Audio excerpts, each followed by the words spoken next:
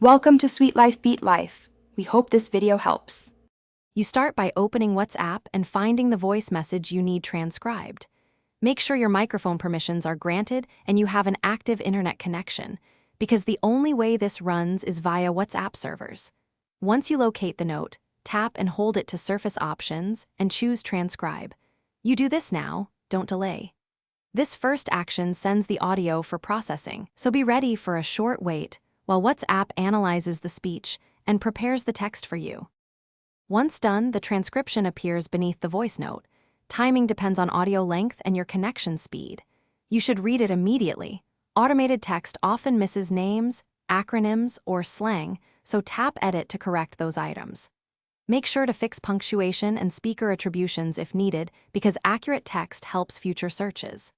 After editing, save your changes.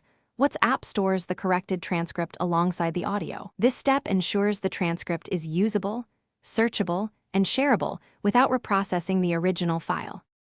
To finish, share the transcript by forwarding it, copying the text, or exporting the message. Choose what fits your workflow.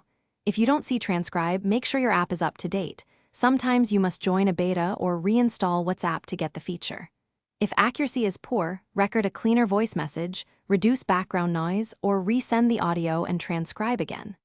One key tip: restart the app after updates and retry. That often resolves permission or feature visibility issues. Thanks for watching. Consider subscribing if we helped you.